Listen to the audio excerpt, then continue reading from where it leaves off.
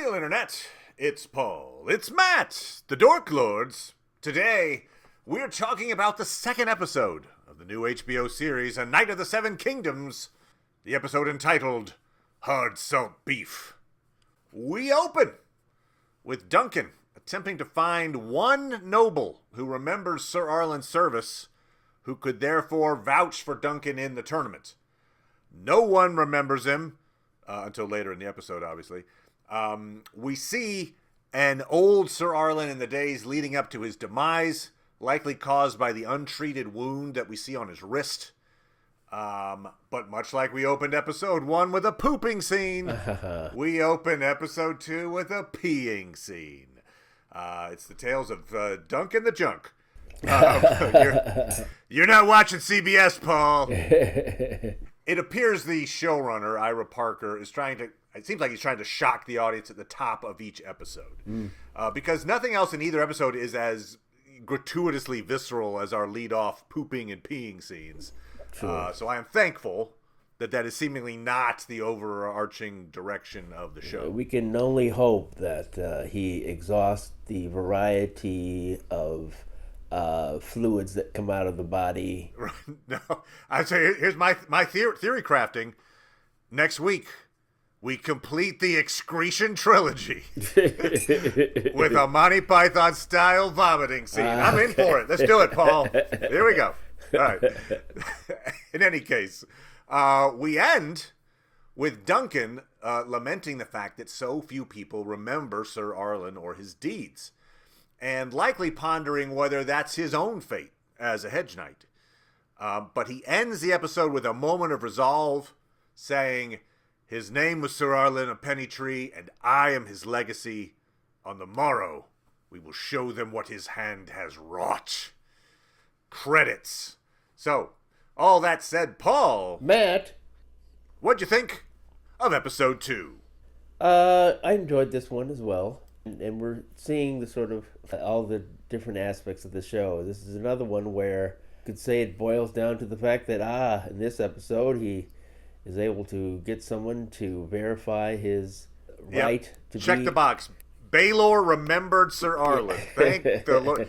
It was a good thing that I watched some people recapping and giving context to the things, because I didn't really understand the jousting that was going on. Right, 5v5. It's like, okay, we've got to whittle down these teams before, Dunk can even get into the game. Right, before you can enter the lists. Yeah. Right, so you can challenge someone. Yeah. Interesting, too, that they filmed a joust at night. Yeah. I'm not sure that a night joust, but whatever. They did a night joust. And it occurred to me the last time we saw a night battle in Game of Thrones, couldn't see a thing. So good on them. They actually lit this one pretty well, so nicely done. Yeah. They showed you could actually do that. Oh, I will say this. A sad note. The end credits included a tribute to Aziza Barnes. Aziza co-wrote this episode and another as well. And tragically, they took their own life in December of 2024. So incredibly sad. Obviously a talented writer. Anyway, a somber note there to end the episode on. Sure. Yes, I am enjoying it. It's a lot about character development and, those moments and getting a sense of the world from this perspective, which is different than the, it's like even the introduction of the characters that we know, or at least I shouldn't say characters that we know, but from the families that we know. We're just seeing a sense of them. It's like, well, some of these upperclassmen are pricks, but not in the way that we. It's like they're just sort of mildly prickish. Right. It's not like they're doing really terrible things. It's just sort of of course they come from a different station. Right. The class system is really on display here for sure, and that's really interesting to watch. I really liked watching Duncan's interaction, not just with Aerion Targaryen, but those two Kingsguards. Yes. And it's like, there's okay, oh, you're a knight, are you really though? You're like that. that hierarchy, you could see that it all plays out nice. It's interesting. It's interesting to watch.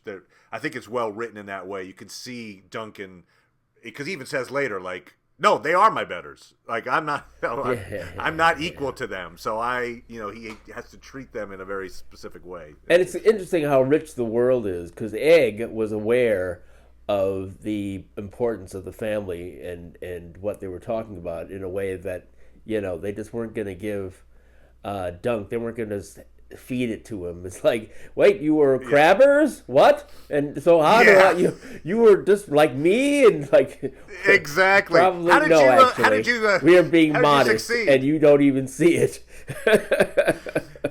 How did you become a Kingsguard? Same way we became crabbers.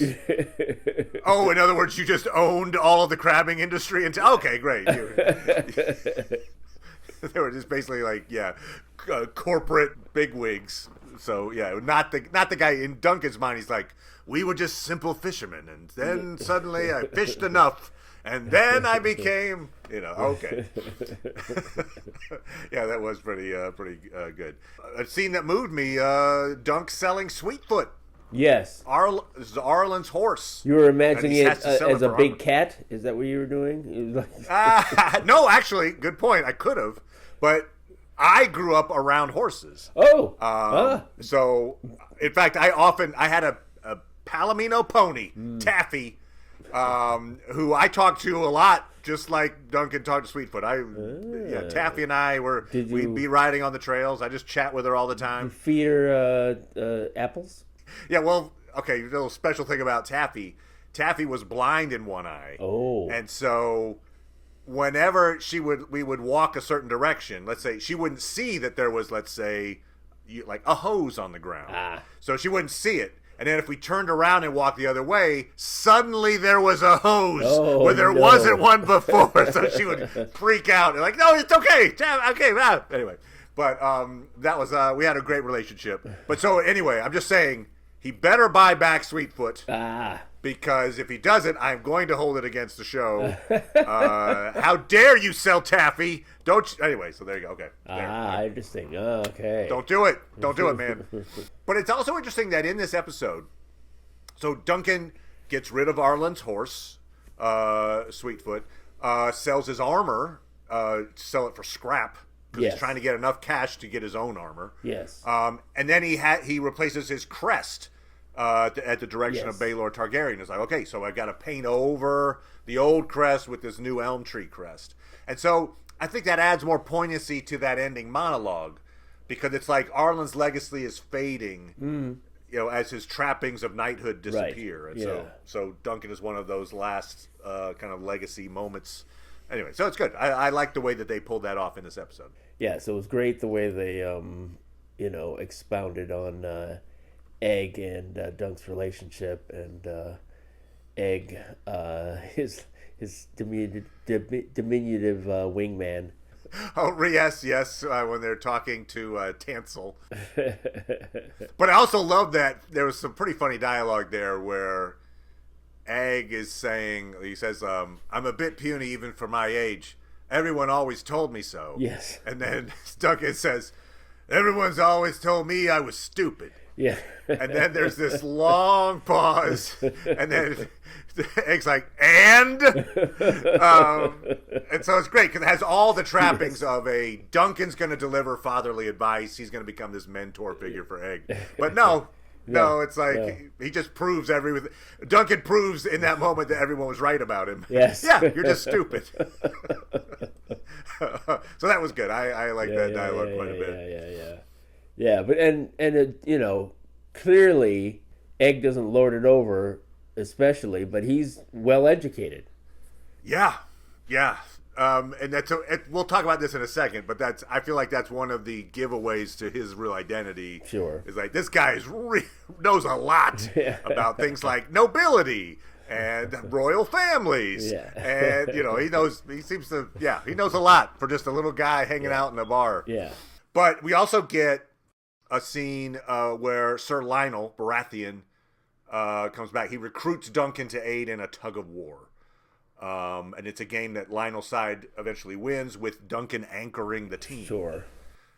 And I think one of the things that's important there, besides just reintroducing us to Lionel, is that Lionel recruits Duncan by saying, "Will you heed my call to war?" So if I had to guess, I would methinks Duncan is going to use that phrase on Lionel before the end of the season. I think it's going to turn about. So I'm wondering if we're going to see Duncan have a similar fate as to the battle that Ireland had, where he showed well, but he still didn't win. Right. And so we had maybe Baelor it's talking about Sir that. Lionel is going to say, "Hey, I can use you in this other way," and that's how his story will proceed, even if he ultimately fails. I mean, it would certainly be interesting if they make it so that he wins, but it seems like it's unlikely, and you might not want to have him peak that early. Gotcha. Now, I think I've reached the end of a lot of the less spoilery stuff. I have some book spoilery things I wanted to talk about. Oh, okay. And that would be one of them. If they follow the book, Baelor's going to die. Oh, okay. Duncan's not going to kill him. He's going to die in Duncan's arms. But he's going to be fighting on Duncan's side in a 7-on-7. And will die. Okay. So that's too bad. I really like that character. Yeah. I know, I do too. Yeah. I like him better than Lionel. I mean, Lionel's fine, but they really established something about Baelor where he, Dunk said he was going to be a good leader, and I believed it. It's the Sean Bean effect, Hey, if you're a good character in a Game of Thrones story, well, get ready. So yes, just to round that out, that's the dream that Darren had that he was talking about in episode 1. Okay. He had a dream that Duncan would somehow be involved in Baelor's death. Okay. So yeah, I mean, I feel like the show at this point is strongly hinting at Egg's true identity, even if I didn't know the story. Sure. This episode would have me theory crafting about Egg. Sure. As soon as the Targaryens ride into town, Egg makes this half-assed excuse to go check on the camp. Yeah. Then we get the Targaryens lamenting the fact that the princes, Daeron and Aegon, are missing. And Egg, who's from King's Landing, seems to know a lot about the noble class of Targaryens. At one point, he scoffs at the notion that a Targaryen would accept a hedge knight in the King's Guard, which is fun foreshadowing because that's exactly what he's going to do when he's king. He's going to have Duncan be the commander of his King's Guard.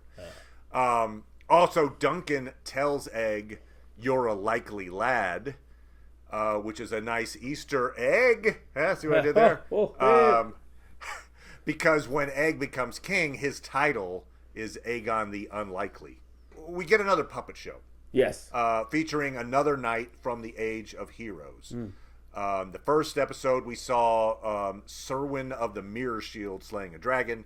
Here we get Florian the Fool, who falls in love with a maiden named Jonquil. And so that seems, kind of a pointing at the stupid guy, Duncan, who has been smitten with Tansel at this point. Egg asks how the fire tricks are done, which, being a Targaryen, sounds like he would, he'd be interested in that. Oh, sure. And I'm wondering if that comes up somehow later. If he somehow, I don't know. Maybe he helps out as a squire by doing some kind of fire. Oh, you just take pollen and throw. Okay. But also, yeah. So if you remember that first episode, the puppet show depicted Serwyn of the Mirror Shield slaying a dragon, and based on the trailer for episode 3. And knowing a little bit how the story goes, I think that, again, this is spoilery, but whatever. Okay, I think that the jerk prince, Aerion Targaryen, the one who was like, "Hey, servant boy." Yes. I think he's going to take offense at the puppet show. I think he's seeing that I think he's going to see that a dragon being slain is like a metaphor for defeating the Targaryens.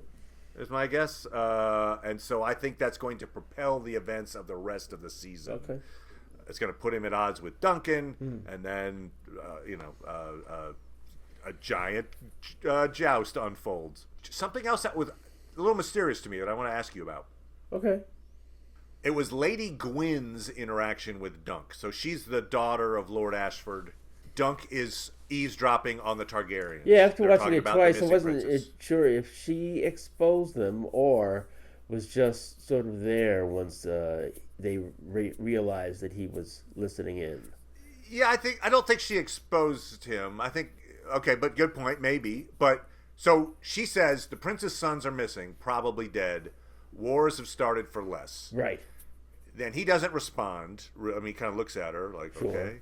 And then she says, "You're big and stupid." She gently smacks him, and Right. she runs off. Right. So, what did that... It's an awkward exposition scene, if that's all it was. If it's just informing us that the stakes are really high for missing princes, hint, hint.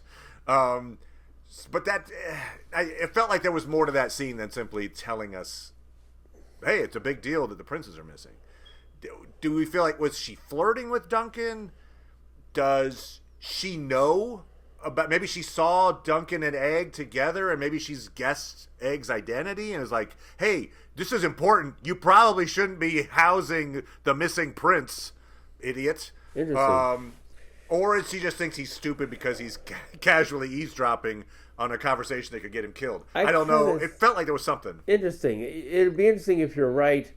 That feels like a lot to sort of withhold without, Right, you didn't see a scene of her seeing her see him. Correct. Also, why wouldn't she say something then? Be like, I think that's the prince. Right, exactly.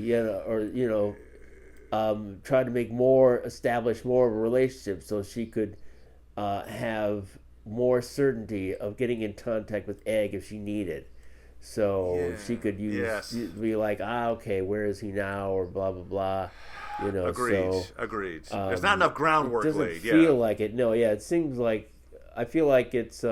But you could be right. I mean, I was just thinking about. I think it's an example of Fawlty Towers and how they. Of course, everyone knows how densely plotted it was, and they always would try to disguise their plot points by having a joke there. So you think, they put it in there because it was funny, but no, they're planting the plot point there so you can know later on once things happen and really enjoy the humor. And so it's possible that it's really they tried to mask use humor to mask her revealing things.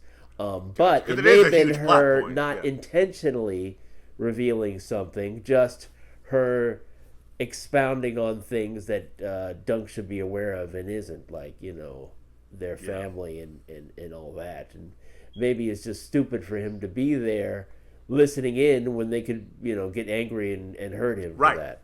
Right. Especially, it is kind of funny, he's like the world's worst eavesdropper in that he's huge. Yes. So he doesn't, hiding is not his forte. Yes. And he's just standing there. He's not even crouching. He's like, me? Okay. It's like, I'm thinking about have you be a spy. If you... Yeah. I mean, it does lead to a cool moment there where he decides to, okay, this is my moment. I'm going to take my shot and try to remind this guy of Sir Arlen, please let this work.